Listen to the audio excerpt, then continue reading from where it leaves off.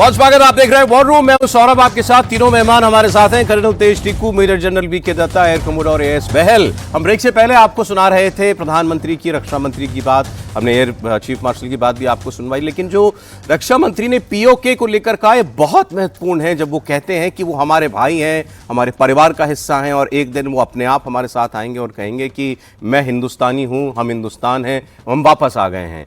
अब यहां कोई भारत की एक कॉन्क्रीट पीओके पॉलिसी, पीओके को वापस लेने की पॉलिसी, कहीं हम उसकी शुरुआत और उसका आर्टिकुलेशन तो नहीं देख रहे, जो पहले प्रधानमंत्री ने किया गुजरात में, और उसके 2 दिन के बाद अब रक्षा मंत्री कर रहे हैं दिल्ली में। तो कहीं कोई एक लार्जर प्लान जो है वो अनफोल्ड होता हुआ दिखाई दे रहा है क्या पीओके को लेकर, बहल साहब? सौरभ जी, आपने बहुत ही अच्छा प्रश्न पूछा है।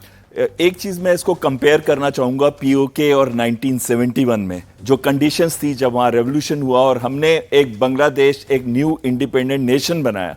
तो उस समय जो कंडीशंस थी कि उनके साथ भी वैसा ही दोगला बिहेवियर किया जा रहा था जैसे कि पीओके के साथ किया जा रहा है।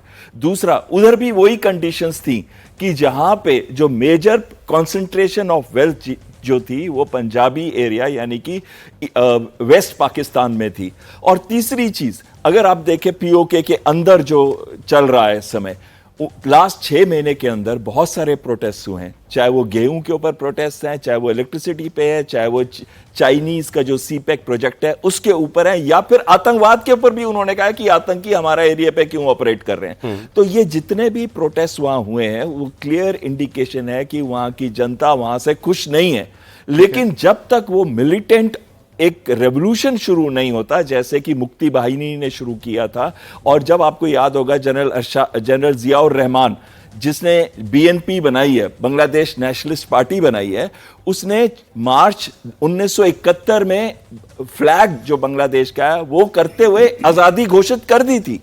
उसी तरीके से ऐसा कुछ एलिमेंट चाहिए जो पीओके के अंदर ये कर सके। मैं इस चलिए एक और चीज, बिल्कुल आपने ठीक कहा, यही मेरे दिमाग में बात थी भाई, वहां क्या ऐसे हालात हैं कि पीओके के निवासी बिल्कुल उठ खड़े हों पाकिस्तान के खिलाफ, फिर भारत को जो करना पड़ा ईस्ट पाकिस्तान को बांग्लादेश बनाने के लिए वो किया, और वो फिर यहाँ क्या किया जा सकता है।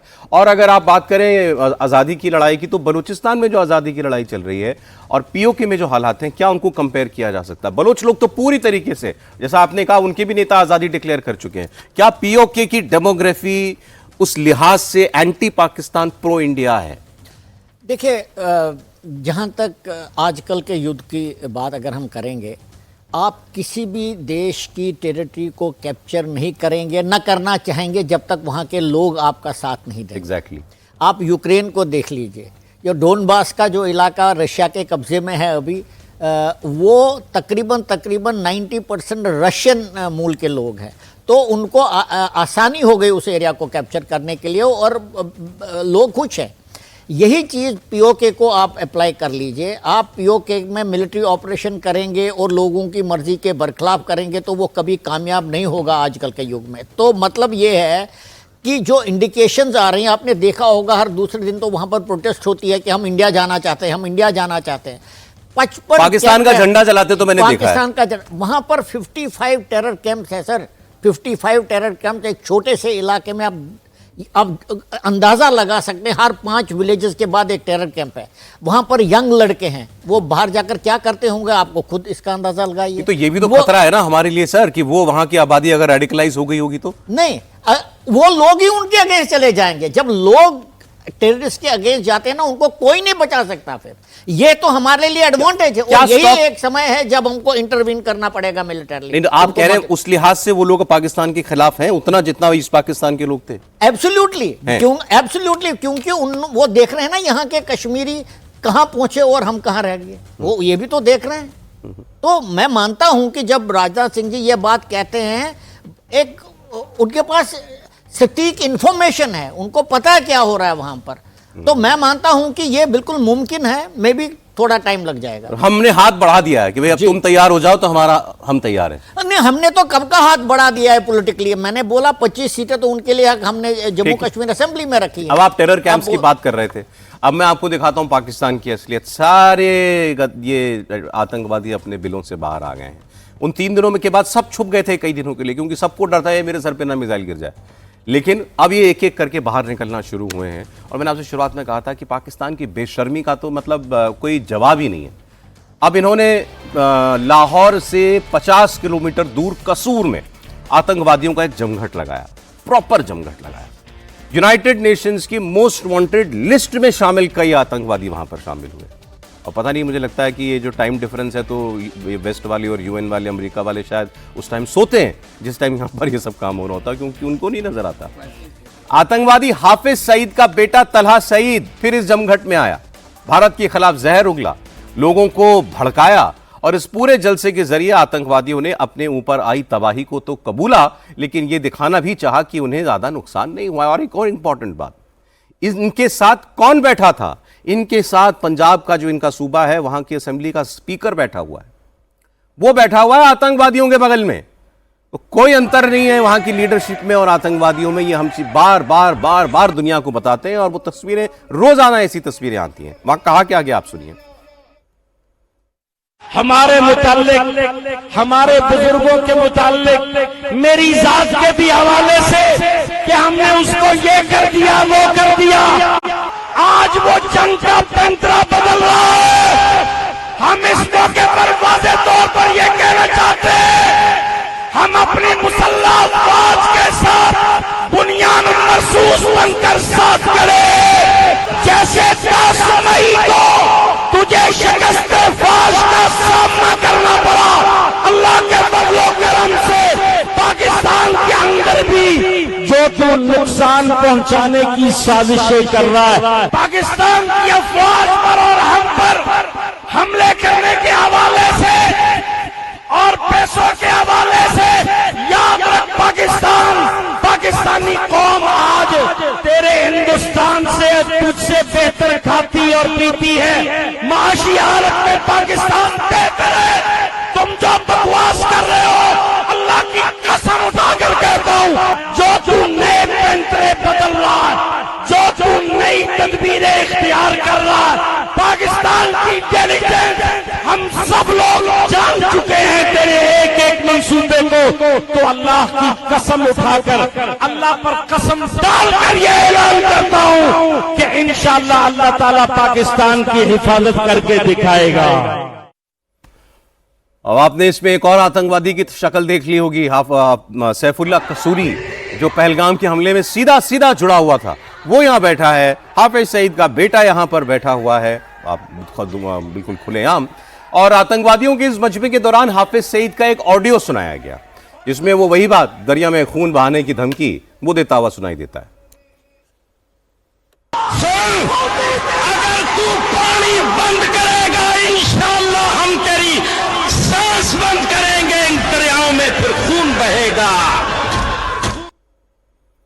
पानी से तो परेशान हो गए हैं ये लोग। अब पाकिस्तान में आतंकवादियों की खातिरदारी कैसे होती है, ये भी देखिए। मोस्ट वांटेड आतंकवादी हाफिज सईद का बेटा बता रहा है और कैमरे के सामने कबूल कर रहा है कि यूनाइटेड नेशंस के मोस्ट वांटेड आतंकवादी को पाकिस्तान की सरकार और सेना फुल प्रोटेक्शन दे रही है। दिखावे के लिए कैद में रखा गया, अपने बाप के लिए कह रहा है। और ऐसी नौबत पाकिस्तान की सरकार नहीं आने देगी कि कभी हाफिज सईद को पाकिस्तान भारत को सौंप दे। मुनीर की आर्मी हमेशा सुरक्षा देगी हाफिज सईद को। जेल में है हाफिज सईद। जेल तो, ये जेल में तो कहने की बात है, वो सरेआम घूम रहा है, जलसे कर रहा है। जो वीडियो बना के, पहले हमने वीडियो भी देखा होगा आपने कि हम सांसें बंद कर देंगे। तो इनको सबको हाइपरटेंशन होने वाला है, ब्लड प्रेशर के मरीज हैं सारे के सारे, क्योंकि जब ये बोलते हैं तब भी इनका जो ब्लड प्रेशर इनके काबू में नहीं होता है। तो अभी इनको जो मार पड़ी है, इनकी रात की नींदें हराम हो रखी हैं। और जहाँ तक इन आतंकवादियों का सवाल है, अभी तो जाहिर हो गया दुनिया को, आतंकवादी तो मुल्ला मुनीर है। मुल्ला मुनीर, और ये सिविल कपड़े में और वो वर्दी पहन के है, वो फील्ड मार्शल का तकमा लगा के घूम रहा है, ये सलवार कमीज में घूम रहे हैं। तो पूरी दुनिया को जो इनका नंगापन है उसकी एक जग जाहिर हो गया है। और जो अमेरिका का एक रवैया रहा कि जहाँ पर ट्रंप साहब के अपने बेटे, उनके जो पार्टनर है बिजनेस के, वो पाकिस्तान में जाके बोलते हैं साहब आप तो हमारे लिए बहुत इम्पोर्टेंट प्लेयर हैं और आपने जो हमारे लिए काम किया है, पिछले दशकों में बहुत अच्छा काम किया है। और हम आगे चाहेंगे कि आपके साथ हम और मिलजुल के काम करें। तो ये अगर अमेरिका की ये पॉलिसी है कि एक नॉन टेररिस्ट स्टेट के साथ में जो पूरी दुनिया भर में टेररिज्म फैला रहा है उसके साथ में आप बिजनेस डील करना चाहते हैं, तो आपकी अपनी जो इंटेग्रिटी क्या है, आपके दुनिया इस असूल सवाल क्या हैं? अमेरिका में लोग पूछ रहे हैं, इस सवाल को लगातार पूछ रहे हैं कि भाई ये बिल्कुल। कैसे आप जो है ऐसी बिजनेस डील्स कर बिल्कुल, सकते हैं। इसीलिए वो जो ट्रंप साहब हैं एकदम उतावले होकर ने बोला मैंने जंग बंदी करा दी। लेकिन अब ये जो मेरा सर ये देख करके आश्चर्य तो नहीं हो रहा, लेकिन ये सवाल मन में आ रहा है कि अब आगे क्या, जिस तरीके से खुलेआम आतंकवादी जो हैं वो पाकिस्तान में एक बार फिर दिखने लगे हैं और ये प्रोग्रामों में भाषण भी जहर उगलने लगे हैं। जैसे एक और मैं आपको दिखाता हूं तस्वीर, पंजाब में एक और बड़ा जलसा हुआ है जिसमें ये सारे टेररिस्ट मौजूद थे। इस प्रोग्राम में लश्कर के बड़े बड़े आतंकवादी जुटे हुए थे। यही तलहा सईद जो हाफिज सईद का बेटा है और पहलगाम हमले का गुनहगार सैफुल्ला कसूरी, वो भी इसमें था। और इसमें इनके मंच से बार बार नरेंद्र मोदी का नाम लिया गया और भारत के खिलाफ भड़काऊ भाषण दिए गए। 22 अप्रैल को ये पहलगाम का वाकया हुआ। मैं उन दिनों इससे एक दिन पहले शोहदाए गज़ा कॉन्फ्रेंस के लिए कराची के शहराए कायदीन मज़ारे कायद पर था। पहलगाम में वाकया हुआ है और हिंदुस्तान ने जनाब उसका मास्टर माइंड मुझे बना दिया। लोगों की खुशी और गमी में शरीक होता हुआ और दुश्मन ने क्या कर दिया, मुझे पहलगाम वाक़े का मास्टर माइंड कि मैं खटखटा हूं दिले हिंदुस्तान में कांटे की तरह। और इस पर अल्लाह तबारक व तआला हमें इस किरदार को निभाने की तौफीक अता फरमाए। अच्छा, अब कह रहा है कि मैं उस दिन कराची में था जिस दिन पहलगाम का वाकया हुआ, भारत ने मुझे इसका मास्टरमाइंड बना दिया। मुझे तो लगता है तो खुश हुआ होगा कि चलो मुझे मेरा नाम ले दिया। मैं एक दो पॉइंट्स बताना चाहता हूँ। सबसे पहले आपने बोला कि ये यूनाइटेड नेशन का मोस्ट वांटेड टेरर लिस्ट में है। देखिए, United Nations is Toothless. United nation के पास ना कोई ताकत है, ना उनके पास कोई मॉरल स्टैंडिंग है आजकल की दुनिया में, क्योंकि यूनाइटेड नेशन जो कहता है, जो करता है, दुनिया उसकी सुनती नहीं है।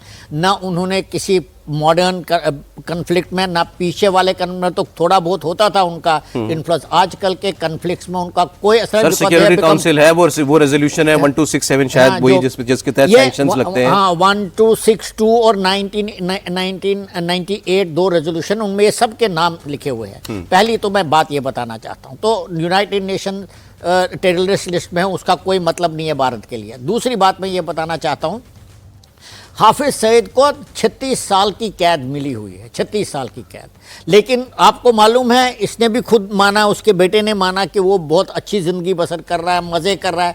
वो हमको नहीं दिखाई देता क्योंकि उनको लगता है कि किसी भी दिन उसके सिर के ऊपर स्मार्ट बॉम्ब आ जाएगा, इसीलिए वो उसको एक्सपोज नहीं करते, नहीं तो वो उसको एक्सपोज करते। तीसरी बात मैं बताना चाहता हूँ, जब से पाकिस्तान के कोर कमांडर या वो कोई लेफ्टिनेंट जनरल था उधर, जो गायबाना नमाज जनाजा में आतंकवादियों के कैंप में गया, उसके बाद तो हमें कोई शक ही नहीं होना चाहिए कि स्टेट और नॉन स्टेट एक्टर के बीच में कोई फर्क रहा। अभी आज स्पीकर था पंजाब असेंबली का इनके साथ, उस दिन कोर कमांडर था। हमारे लिए अब कोई अंतर नहीं है इन दोनों के बीच में, दे आर लेजिटिमेट टारगेट्स। और तीसरी बात मैं ये बताना चाहता हूं कि मैं ये फिर से दोहराना चाहता हूं कि अगर ये युद्ध हम एक दो दिन और जारी रखते, ये सब इनका मुंह बंद हो जाता। लेकिन कोई बात नहीं है, हमने मौका दिया, हमने संयम दिखाया, लेकिन ये फिर से हमें आप कह रहे हैं ये सब लेजिटिमेट टारगेट्स हैं हमारे लिए। एब्सोल्युटली। आप क्या कह रहे हैं, अभी स्ट्राइक कर दोबारा स्ट्राइक करना चाहिए? अब गवर्नमेंट ऑफ इंडिया क्या फैसला कर रही है, लेकिन हमारे लिए तो लेजिटिमेट टारगेट्स, हमने तो बोल दिया। उबैल साहब, बिल्कुल सही कह रहे हैं आप। देखिए, वॉर का एक डायनामिक्स होता है, एक एस्केलेशन जिस तरीके से वो बढ़ता है, उस डायनामिक्स में या तो आप पूरी तरह चले जाइए, तो ये भी हो सकता है जैसे रशिया यूक्रेन का 3 साल से ऊपर चल रहा है, या फिर गाजा के ऊपर जो 365 स्क्वायर किलोमीटर की छोटी सी टेरिटरी है, और इजराइल का जिसका एग्जाम्पल लिए जा रहे हैं यहाँ पे, आज तक उसको वो पूरी तरह से कंट्रोल नहीं कर पाए, और आज भी वहां पे ह्यूमैनिटेरियन क्राइसिस हो रखा है, और 54,000 सिविलियंस को उन्होंने मार दिया, लेकिन हमस को खत्म नहीं कर पाए अभी तक। सो मैं जो कहना चाहता हूं कि ये जो हमारा ऑप सिंदूर है, ये रुका नहीं है, ये खत्म नहीं हुआ, ये बंद नहीं हुआ। और अगर ये बंद नहीं हुआ, और जैसे वो कर्नल साहब कह रहे थे कि ये लेजिटिमेट टारगेट्स हैं, इसमें कोई दो राय नहीं है कि ये लेजिटिमेट टारगेट्स हैं हमें। और एक चीज और आप बहुत अहम मैं कहना चाहता हूं कि जो मीटिंग्स और रिक्रूटमेंट्स वापस शुरू हो गई हैं, ये क्लियरली रीजन है कि हम अपने टाइम में जब भी हमको मौका मिले, और जो भी टेक्निक हम चाहें, ये ओवर्ट भी हो सकती है, कोवर्ट भी हो सकती है, हमें उस टेक्निक का इस्तेमाल करते हुए इनको एक एक करके खत्म करना है।